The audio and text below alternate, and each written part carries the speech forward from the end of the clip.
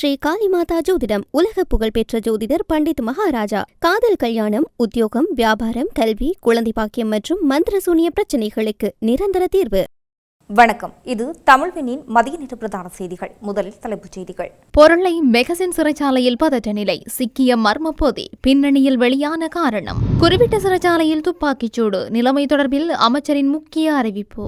சற்று முன்னர் நீர்கொழும்பு பல்லன்சேன சிறைச்சாலையிலும் பதற்றம், குறிப்பிட்ட சிறைச்சாலையில் தீவிரமடையும் பதற்ற நிலை, அவசரமாக விரையும் முக்கிய அதிகாரிகள். செம்மணி சித்துப்பாத்திமையான சுற்று மதிலுக்கு வெளியேயும் அகழ்வு பணி. ரவி செனவரட்னவுக்கு எதிரான சாலை விபத்து வழக்கில் நீதிமன்றம் இடைக்கால தடை உத்தரவு. பேராதனை பல்கலைக்கழக கல்வி நடவடிக்கைகள் மீண்டும் ஆரம்பம். சொத்து திருட்டு வழக்கில் கொத்தாக சிக்கிய சந்தேக நபர்கள்.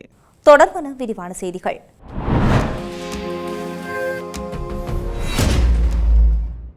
பொருளை மகசின் சிறைச்சாலையில் நேற்றிரவு ஏற்பட்ட கலவரத்தில் காயமடைந்து வைத்தியசாலையில் அனுமதிக்கப்பட்டிருந்த கைதி ஒருவர் உயிரிழந்துள்ளார்.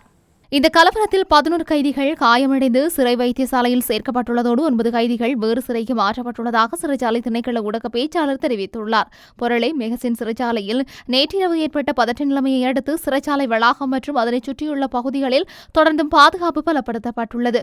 சிறைச்சாலை சுவருக்கு மேல் வீசப்பட்ட ஒரு சிறிய பொதியை சிறை அதிகாரி ஒருவர் கைப்பற்றிய பின்னர் கைதிகள் குழுவொன்று அமைதியின்மையில் ஈடுபட்டுள்ளதாக கூறப்படுகின்றது. சிறையின் பிரிவில் தடுத்து வைக்கப்பட்டிருந்த கைதிகள் குழுவொன்று இரவு 10:20 மணியளவில் திடீரென அந்த பிரிவிலிருந்து வெளியேறி கலவரத்தில் ஈடுபட்டதைத் தொடர்ந்து அங்கு பதற்ற நிலை ஏற்பட்டதாக தெரிவிக்கப்பட்டிருந்தது. இதனைத் தொடர்ந்து 40க்கும் மேற்பட்ட கைதிகள் ஒரு சிறை அறையின் பூட்டை உடைத்துக் கொண்டு வெளியே வந்து கலவரத்தில் ஈடுபட்டுள்ளார்கள். சிறை அதிகாரிகள், போலீசார் மற்றும் போலீஸ் சிறப்பு அதிரடிப்படை அதிகாரிகள் இணைந்து நிலைமையை கட்டுப்படுத்தி அவர்களை மீண்டும் அவர்களது சிறை அறைகளுக்கு திருப்பி அனுப்ப நடவடிக்கை எடுத்திருந்தார்கள். இந்த சம்பவத்திற்கு பின்னணியில் இருப்பதாக சந்தேகிக்கப்படும் சுமார் 10 கைதிகளை ஏனைய சிறைக்கு மாற்றுவதற்கான நடவடிக்கைகள் எடுக்கப்பட்டுள்ளதாகவும் தெரிவிக்கப்பட்டுள்ளது. இந்த கலவரத்தில் 11 கைதிகள் காயமடைந்து சிறை வைத்தியசாலையில் சேர்க்கப்பட்டுள்ளதோடு 9 கைதிகள் வேறு சிறைக்கு மாற்றப்பட்டுள்ளதாக சிறைச்சாலை திணைக்கள ஊடக பேச்சாளர் தெரிவித்துள்ளார். ஏற்பட்டுள்ள நிலைமையை கருத்தில் கொண்டு இன்று சிறைக்குள் பார்வையாளர்கள் அனுமதிக்க வேண்டாம் என்றும் முடிவு செய்யப்பட்டுள்ளதோடு மேலதிக விசாரணைகள் தொடங்கப்பட்டுள்ளதாகவும் அவர் கூறியுள்ளார். குறிப்பிட்ட சிறைச்சாலையில் போலீசாரால் தற்போது துப்பாக்கி பிரயோகம் நடத்தப்பட்டுள்ளதாக தெரிவிக்கப்படுகின்றது.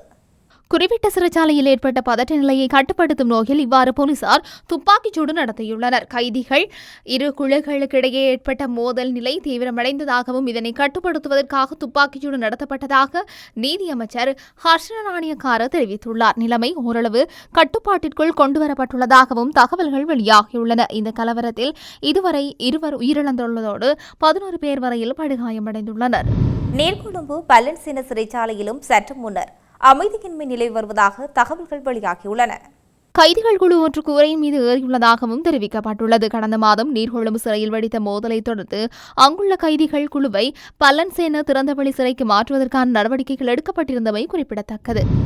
ரத்னபுரி குறிப்பிட்ட சிறைச்சாலைக்குள் இன்று காலை ஏற்பட்ட மோத நிலைமையை கட்டுப்படுத்த சிறைச்சாலையின் மூத்த அதிகாரி குழு ஒன்று தற்போது குறிப்பிட்ட சிறைச்சாலைக்கு புறப்பட்டுள்ளதாக தகவல்கள் வெளியாகியுள்ளது. கலவரம் காரணமாக குறிப்பிட்ட சிறைச்சாலையை சுற்றியுள்ள அனைத்து வீதிகளும் மூடப்பட்டுள்ளதாக போலீசார் கூறுகின்றார்கள். சிறைச்சாலையில் நேற்றிரவு ஏற்பட்ட பதற்ற நிலை கட்டுப்பாட்டுக்குள் கொண்டுவரப்பட்ட நிலையில் இன்று காலை மீண்டும் சிறைச்சாலைக்குள் கைதிகளால் பதற்ற நிலை உருவானது. குறித்த சம்பவத்தில் 2 கைதிகள் உயிரிழந்த நிலையில் 12 பேர் காயமடைந்த நிலையில் வைத்தியசாலையில் அனுமதிக்கப்பட்டுள்ளனர். நிலைமையை கட்டுப்பாட்டுக்குள் கொண்டுவருவதற்காக போலீசாரினால் கண்ணீர் புகை பிரயோகம் நடத்தப்பட்டது. சிறைக்கு வெளியே பாதுகாப்பிற்காக போலீஸ் குழுக்கள், போலீஸ் சிறப்பு அதிரடிப்படை மற்றும் ராணுவ குழுக்கள் நிறுத்தப்பட்டன. இந்த சம்பவம் தொடர்பாக மேலதிக நடவடிக்கைகளை எடுப்பதற்காக சிறைத்துறையின் மூத்த அதிகாரி குழு ஒன்று தற்போது குறிப்பிட்ட சிறைக்கு புறப்பட்டது.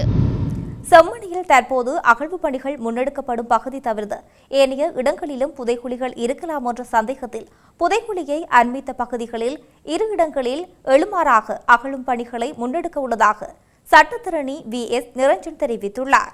அது தொடர்பில் மேலும் தெரிவிக்கையில் செம்மணியில் தற்போது அகழ்வு பணிகள் இடம்பெறும் பகுதிக்கு மேலதிகமாக மேலும் புதைக்குழிகள் இருக்கலாம் என்னும் சந்தேகத்தில் எழுமாற்றாக 2 இடங்களில் தொல்பொருள் பேராசிரியர் ராஜ் சோமதேவவினால் அகழ்வு பணிகள் மேற்கொள்ளப்பட உள்ளன. அதில் எண்புக்கூடுகள் அடையாளம் காணப்பட்டால் நிலத்தை ஊடுருவே பரிசோதிக்கும் GPR பரிசோதனை மேற்கொள்ளப்பட்டு அகழ்வு பணிகள் தொடர்ந்து முன்னெடுக்கப்பட வேண்டுமா என்னும் முடிவுக்கு வருவதற்காகவே 2 இடங்களில் எழுமாறாக அகழ்வு பணிகள் இடம்பெற இருக்கின்றன.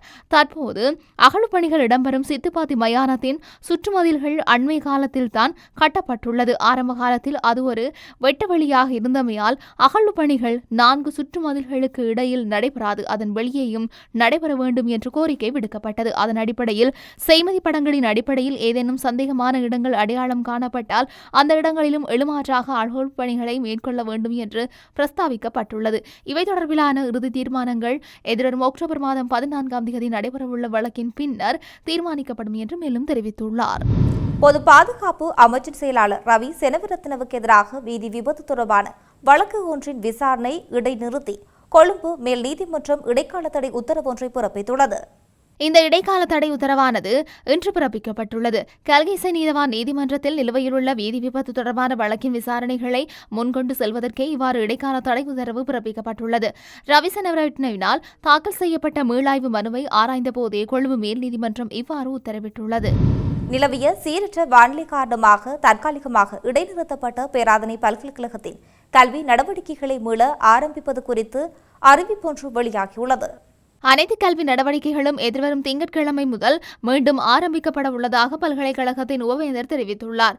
விடுதிகளில் தங்கி பயிலும் மாணவர்கள் எதிர்வரும் ஞாயிற்றுக்கிழமை முதல் தங்களது விடுதிகளுக்கு திரும்ப முடியும் என்றும் அறிவிக்கப்பட்டுள்ளது.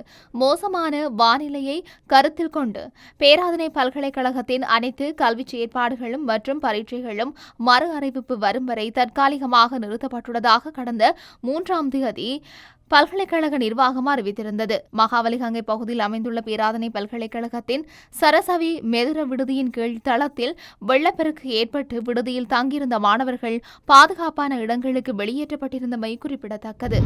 சொத்து திருட்டு வழக்கில் தேடப்பட்ட 2 பெண் சந்தேக நபர்கள் திருட்டுக்கு உடந்தையாக இருந்த ஆண் சந்தேக நபர் ஒருவர் மற்றும் மற்றொரு பெண் சந்தேக நபர் என மொத்தம் 4 பேரை குற்றப்புலனாய்வு பிரிவினர் கைது செய்துள்ளனர்.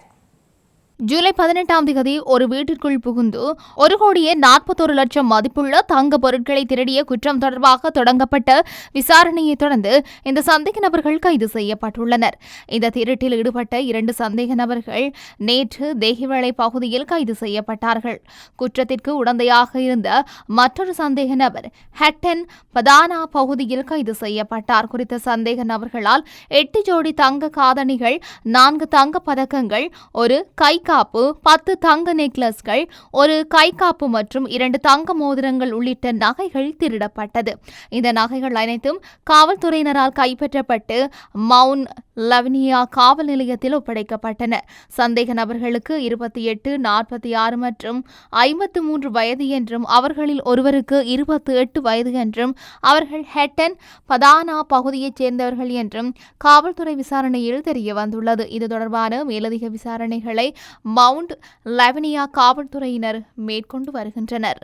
செய்தி நிறைவாக மீண்டும் தலைப்புச் செய்திகள்.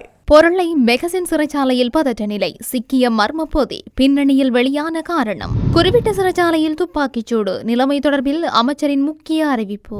சற்று முன்னர் நீர்கொழும்பு பல்லன்சேன சிறைச்சாலையிலும் பதற்றம், குறிப்பிட்ட சிறைச்சாலையில் தீவிரமடையும் பதற்ற நிலை, அவசரமாக விரையும் முக்கிய அதிகாரிகள்.